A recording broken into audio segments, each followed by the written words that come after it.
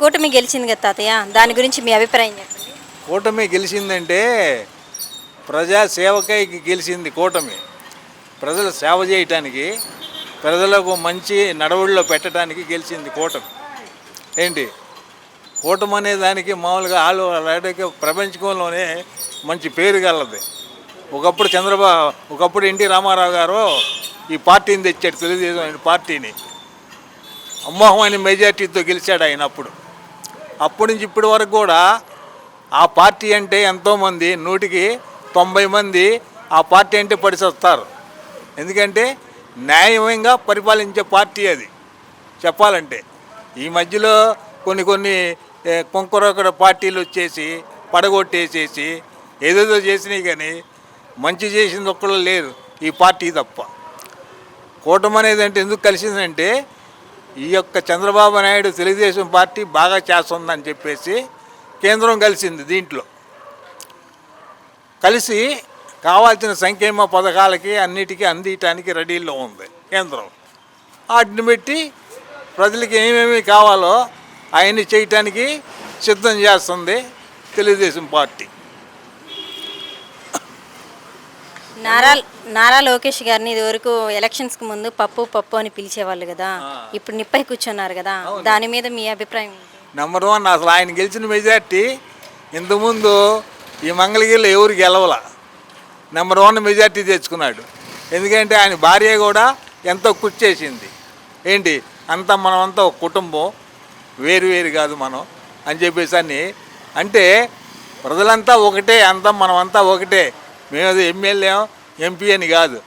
అందుకని చెప్పి ఈ రోజున అధిక మెజార్టీతో గెలిపించారు ఆయన్ని చెప్పాలంటే. మరి ఆయన ఎన్నో సంక్షేమ పథకాలు పేదలకి, బొళ్ళు అనగా, బడ్డీలు అనగా, కుట్టు మిషన్లు అనగా ఆడవాళ్ళకి ఇలాంటివి ఇచ్చాడు ఎన్నో ఆయన. మరి ఇతర ఏ పార్టీ ఇలా అలాగా. పవన్ కళ్యాణ్ గారి గురించి మాట్లాడతారా? పవన్ కళ్యాణ్ గారు కూడా నెంబర్ 1గా ఎంతో కృషి చేశాడు ఆయన.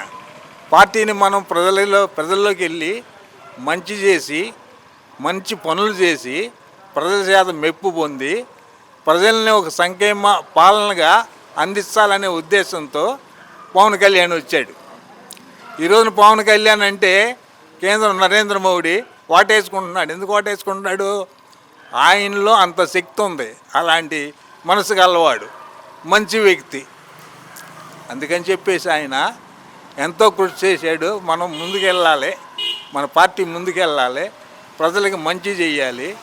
మంచి చేసిన వల్ల మనకు మంచి పేరు వస్తుంది. ముందు మనం కూడా ముందుకెళ్తాం.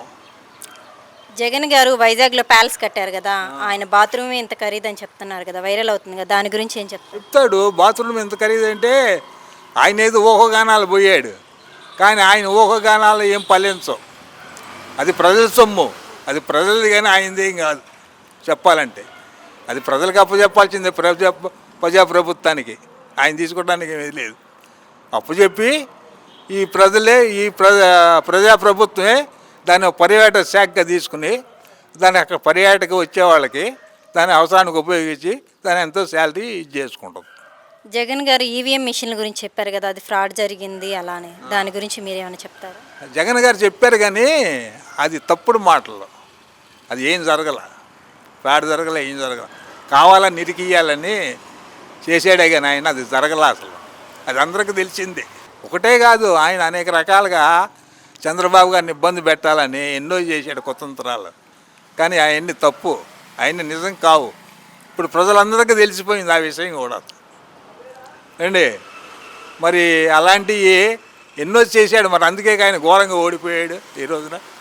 నేను అవి చేశాను, ఈ చేశాను, చేసిందేమో 10%, చెప్పేదేమో 100%. ఎందుకయ్యి ప్రజలు నమ్ముతారా? మందు ఏం చేశాడు? ఇదిగో నేను ఎత్తేస్తున్నాను బాటిల్కేనా అన్నాడు. మరి ఏకంగా తయారు చేసేసి 15 రూపాయలు 20 రూపాయలకి తయారైన మందుని 200కి 150కి అమ్మి ఇచ్చాడు, సొమ్ము చేసుకున్నాడు. అదేంది? మాట తప్పను మడం తిప్పను అన్నాడు. ఇదేనా? ఇసుక 10,000 రూపాయలు లారీ ఇసుక, నువ్వు 40,000 50,000కి అమ్ముకున్నావు. నువ్వు ఇతర రాష్ట్రాలకి కోట్లు సంపాదించావు. మట్టిని కూడా అమ్మేసుకున్నావే. నీ ఎంపీలు ఎమ్మెల్యేల చేత, నీ మంత్రుల చేత రాజధానిని ఖనిజాన్ని బోర్డులంతా దోచుకెళ్ళి అమ్మేసుకున్నావు. ఏందది? అదే నా సీఎం చేయాల్సిన పనులు. అసలు ఇండియాలో ఇంతమంది సీఎంలు ఉన్నారో ఏ సీఎం అయినా ఇలా చేశాడా? చేసి ఉన్నాడు. అసలు చూడండి ఒకసారి.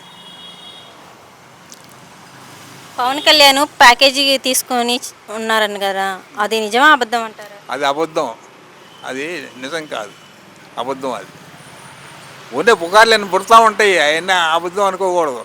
యథార్థం కనిపిస్తుంది మనకి, అది తెలుసుకోవాలి ప్రజలు. ఓకే తాతయ్య, థ్యాంక్స్. Very very thanks.